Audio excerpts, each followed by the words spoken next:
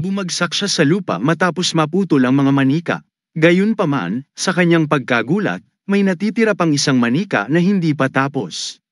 Ang huling manika ay may marka sa leeg nito. Halos bumaba na ang ulo ng manika nang magmadali si Mugok papunta rito at matagumpay na naputol ang ulo bago ito bumaba.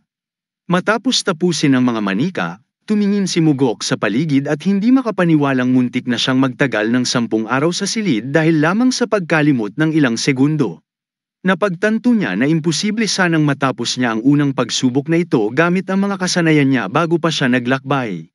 Nang ibalik na niya ang kanyang espada sa lalagyan, biglang bumukas ang pinto papunta sa susunod na silid. Bago siya umalis, nakita niya ang isa pang tablet sa labasan. Iba't ibang mga dating sumubok ang nagsulat sa tablet. Ang isa ay nagsabing nagtagumpay siya matapos ang 9 na pagsubok. Ang isa naman ay nagsabi na matagumpay siya pagkatapos ng 16 na pagsubok. Ang isa ay nagtanong kung mamamatay na ba siya sa silid dahil hindi niya matapos ang pagsubok. Isa pang sumubok ang nagsabing gusto na niyang umalis, ngunit wala ng labasan. Habang binabasa ni Mugok ang mga nakasulat, kinilala niya ang sulat kamay sa dulo. Ito ay sulat ng kanyang ama. Ngumiti si Mugok nang mapagtanto niyang isinulat ito ng kanyang ama. Hindi siya makapaniwala na ang kanyang ama ang siyang sumusubok sa susunod na tagapagmana. Pagod na pagod, humakbang siya papunta sa susunod na silid. Hindi siya makapaniwalang nagawa pa ng kanyang ama na mag-iwan ng sulat sa tablet. Sa loob ng pangalawang silid, nakita niya ang pulang bilog sa sahig at daan-daang mga armas na nakasabit sa mga pader. Dahil sa dami ng mga armas, napagtanto ni Mugok na kailangan niyang gumamit ng ilan sa mga ito para sa susunod na pagsubok. Ayon sa mga instruksyon sa tablet, kailangan niyang gamitin ang mga armas na nakasabit sa pader upang hatiin ang isang bola sa loob ng 2 oras. Hindi siya pinapayagang gumamit ng sword aura. Kung hindi siya magtatagumpay, magkakaroon siya ng isa pang pagkakataon makalipas ang 20 araw kung hindi niya mapagtagumpayan ito. Inutusan si Mugok na tumayo sa Crimson Circle sa oras na siya ay handa na. Nang handa na siya, tumayo siya sa pulang bilog at ilang sandali pa, isang malaking bato ang umangat mula sa lupa. Sa ibabaw ng bato ay may maliit na metal na bola. Laking gulat ni Mugok nang makita ang bola. Hindi siya makapaniwalang binigyan siya ng 2 oras upang putulin ang isang bola sa kalahati.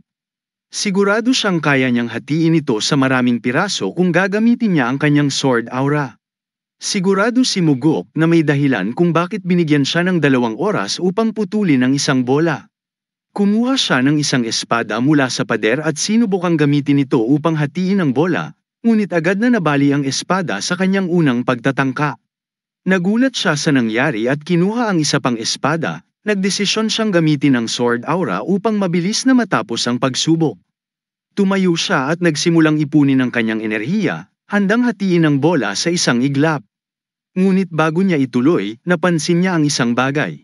Naisip ni Mugok na napakadali kung matatapos ang pagsubok sa paggamit lamang ng sword aura, kaya naging interesado siya sa mga karanasan ng ibang mga nakaraang sumubok. May isa sa kanila na sinabing sinubukan niyang hatiin ang bola ng 89 na beses nang hindi gumagamit ng aura, ngunit nabigo at kinailangan pa ring gumamit ng sword aura. May isa pang sumubok na nagsabing nagtagumpay siya nang hindi gumagamit ng sword aura, ngunit tinawag itong kasinungalingan ng ibang mga sumubok. Habang tinitingnan niya ang mga sulat, hinanap ni Mugok ang komentaryo ng kanyang ama. Laking gulat niya nang mabasa ang isinulat ng kanyang ama, "Kung may init, talo ka."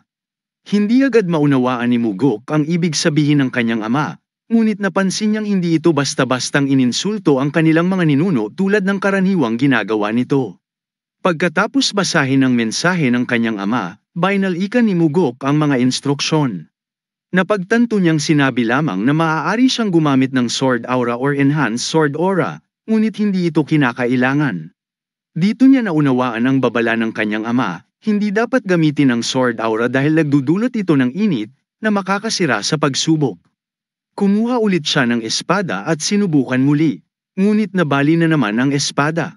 Sinubukan niyang gumamit ng martilyo, ngunit nabigo rin siya. Galit na galit, halos mawalan siya ng pag-asa habang tumatakbo ang oras. Habang tinititigan niya ang bola, naiinis na ito dahil ni Gasgas ay hindi natamo ng bola. Naisip niyang baka dapat na lang niyang gamitin ang sword aura upang matapos na.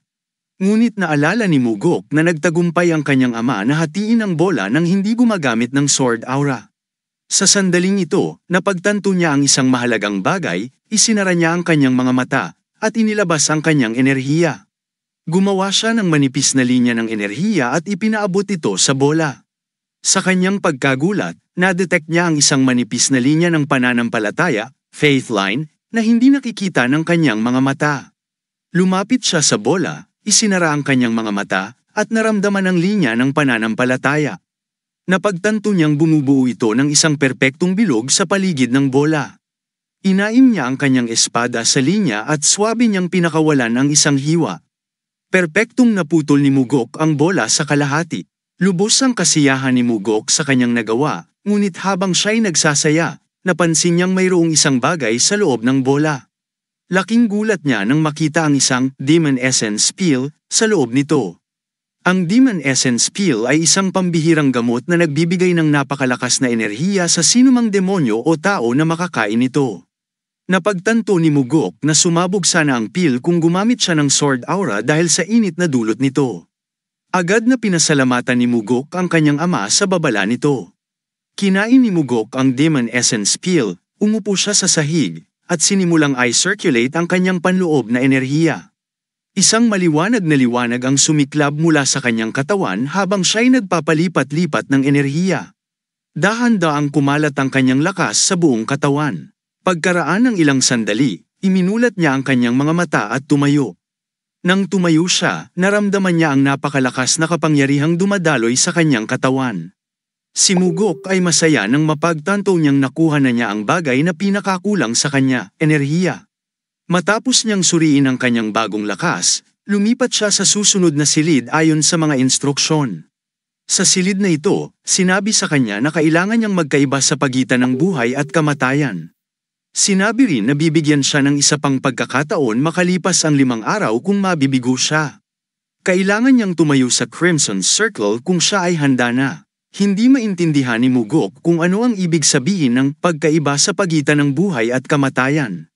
Nagtataka siya kung ano ang magiging pagsubok.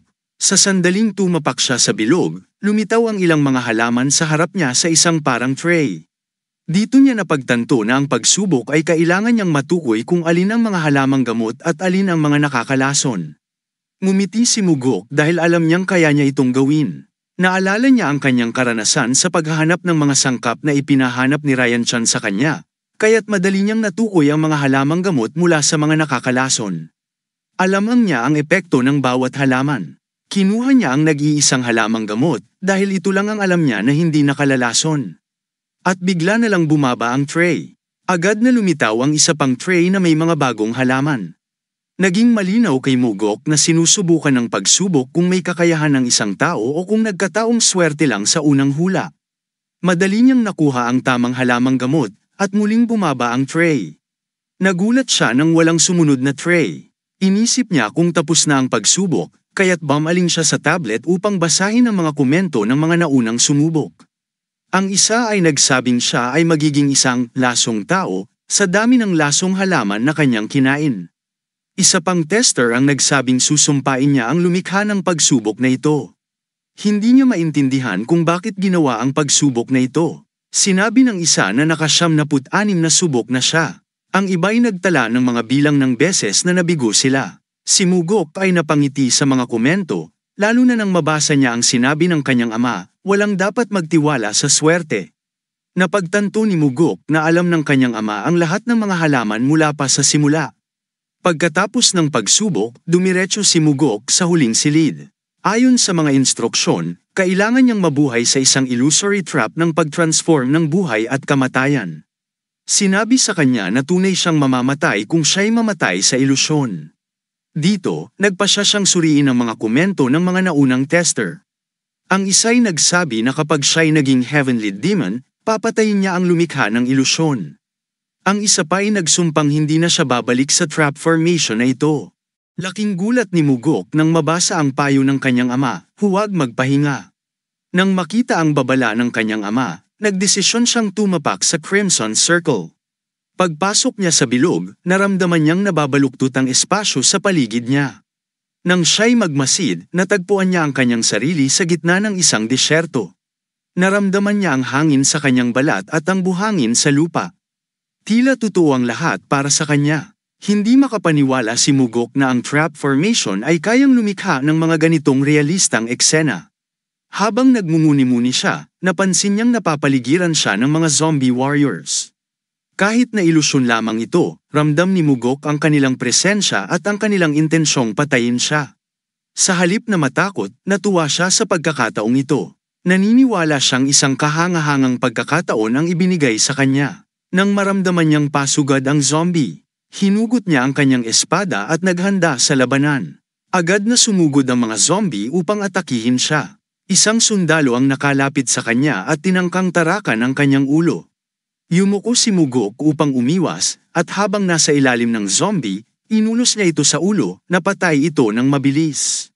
Nang sinaksak ni Mugok ang zombie, 3 pang zombie ang agad sumubok umatake sa kanya. Tumalon ang ating bida at iniwasan ang mga atake. Agad siyang bumagsak sa lupa at napagtanto ni Mugok na maaari siyang makipaglaban ng malaya, salamat sa bagong lakas mula sa Demon Essence Pill. Dahil dito, nagamit niya ng mabuti ang kanyang enerhiya. Nang mapatay niya ang mga zombies, biglang dumagsa ang mas maraming zombie na umatake mula sa lahat ng direksyon. Sa gitna ng kanilang pag-atake, mabilis na inikutan ni Mugok ang kanyang espada at hinati ang bawat isa sa iba't ibang bahagi, at isa-isang bumagsak ang mga zombies. Nang tignan niya ang paligid, napansin niyang wala ng mga sundalong zombie sa paligid. Inisip ni Mugok kung tapos na ba ang laban. Nalungkot siya dahil parang napakabilis ng pagtatapos ng labanan. Ngunit nang magmasid siya ulit, ngumiti ang ating bida nang makita ang mas maraming zombie soldiers na paparating. Ang mga sundalong ito ay may suot na baluti at mas malalakas kaysa sa mga naunang zombies. Mabilis na umatake ang mga bagong zombie, kasama na ang mga archers na nagpakawala ng mga palaso. Muli, iniwasan ni Mugok ang mga atake habang siya'y humihinga ng malalim, lalo siyang natuwa at naging mas masigasig sa laban. Habang humihinga ng malalim, isang zombie ang sumubok umatake mula sa kanyang likod. Iniwasan ito ni Mugok sa pamamagitan ng pagbaba ng kanyang katawan, at napansin niyang mas lumalakas ang kanyang mga kalaban habang tumatagal ang laban. Tumayo siya at sinaksak ang zombie sa leeg. Sunod niyang pinatay ang iba pang mga zombies sa paligid. Sa gitna ng laban, naunawaan ni Mugok kung bakit sinabi ng kanyang ama na huwag magpahinga. Napagtanto niya na ito ang unang laban na naramdaman niyang totoong labanan. Dahil sa bigat ng sitwasyon, nagamit ni Mugok ang lahat ng natutunan niya sa kanyang nakaraang buhay. Patuloy siyang kumilos gamit ang kanyang espada upang hatiin ang mga sundalo. Habang ginagawa niya ito, unti-unting nagiging isa ang kanyang mga karanasan mula sa kanyang nakaraang buhay sa kasalukuyang katawan niya. Naglabas siya ng enerhiya mula sa kanyang espada upang itaboy ang mga zombies. Ngunit biglang isang malaking bilang ng maliliit na mga patalim ang ibinato sa kanya. Mabilis niyang ginamit ang espada upang itaboy ang mga ito, sabay lumapit sa mga zombies na umatake sa kanya.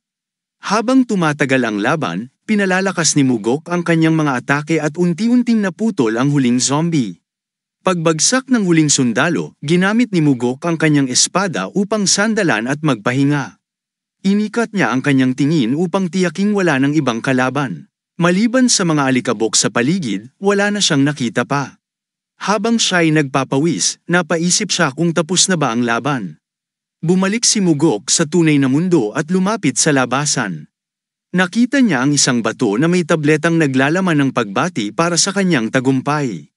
Ayon dito, inaasahan siyang gamitin ang kanyang bagong lakas para sa pag-usad at ikauunlad ng Heavenly Demon's Cult. Ngumiti si Mugok habang binabasa ito.